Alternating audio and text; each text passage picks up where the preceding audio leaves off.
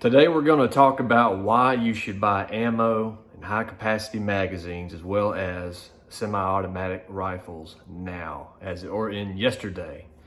Very important. The House just passed a bill that they're going to even put stricter measures on bump stocks and basically almost any semi-automatic rifle. Semi as in meaning you got to pull the trigger every time to fire.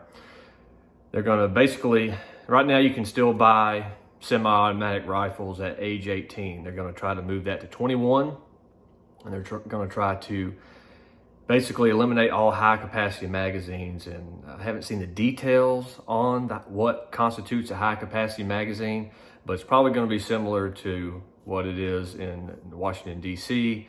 and the state of California, which is usually it's 10 rounds, I think. Anything over 10 rounds capacity is going to be illegal. Now, it's unlikely what they're saying is that it's going to make it through the Senate, but it did get through the House, and it could possibly get through the Senate, but they're saying it's unlikely.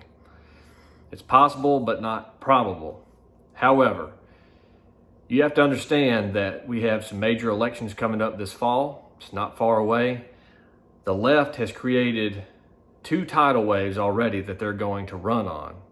They're probably going to create one more, but the first being that alleged leaked document in regards to deleting female property that's in their womb before birthing. We're going to try to keep it YouTube friendly in the verbiage. So, and then the other is the gun control and gun laws. Now, that's the first 2 tidal waves that they're going to run on. What's going to be the third, we don't know yet, but there'll certainly be at least 3. And this is a rabbit hole that they can go down. We all know that stricter gun laws do not work. Look at Washington, D.C., look at Chicago. Look at the number of shootings in Chicago in just one given weekend, and they have some of the strictest gun laws in the country. And you can look at many other major cities and see that. And then look at cities such as Kennesaw, Georgia, that have measures in place to where all homeowners have to, so it's a local ordinance, all homeowners have to have a firearm. And look at the difference of crime rates in those situations. I mean, just like illegal drugs, they can make all the strict laws that they want. The law breakers, the criminals, they don't care what laws or how big or how strict the laws are. They're going to keep doing what they're doing, getting what they're getting. And what's also ironic in this situation is they're talking about these gun laws for citizens, but they're not mentioning, all right, well, we give assault rifles or AR-15s to our soldiers at age 18 to send on the country's missions. They're not talking about, that's okay, they can do that, but a law-abiding citizen, they're talking about taking those rights away. And also, I mean, that goes across the line. I mean, do you really want your government, your people in power to be able to have such weapons? But they're saying we can have them and enforce our draconian laws and lock you down, but we're not going to allow you to have them. Now, let's talk a little bit about the Second Amendment. So, when it was first written into the Constitution, it wasn't written in such a way to say, all right, well, the government, we can have our muzzle-loading rifles, our flintlock rifles, right? But the citizens, yes, they have the right to bear arms, but they only can use knives, swords, and hatchets. That's all you can use.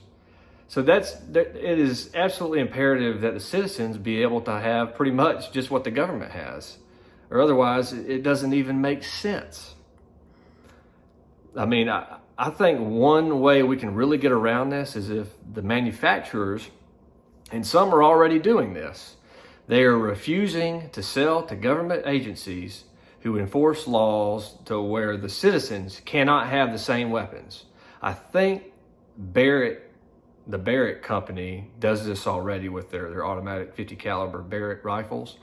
I think that might be one of the main companies that does this. So in other words, if the government doesn't have the people to have them, they are not going to sell them to the government.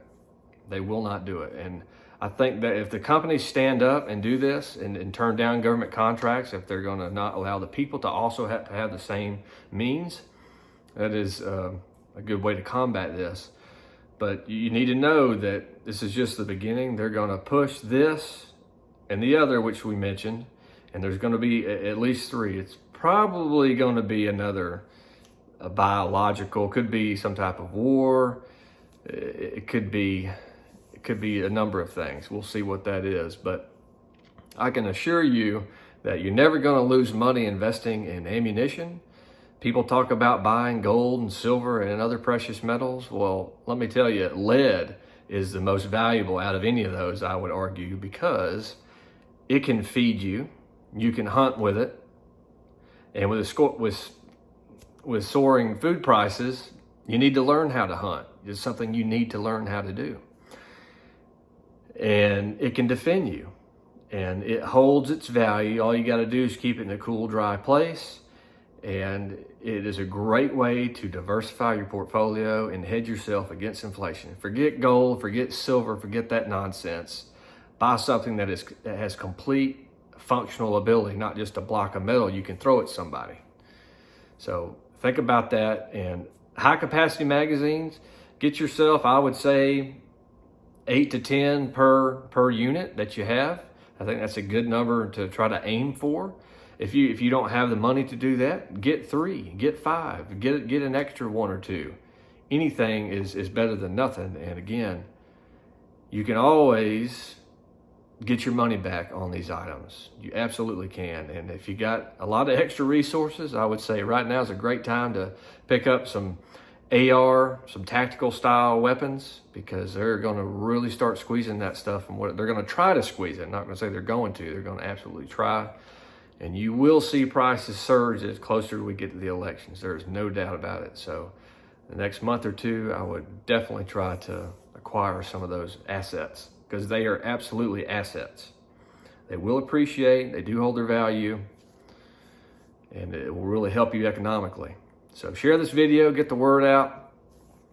We've got to combat these governments and politicians that are trying to squeeze the bottom tier citizens' freedoms. It's absolutely imperative.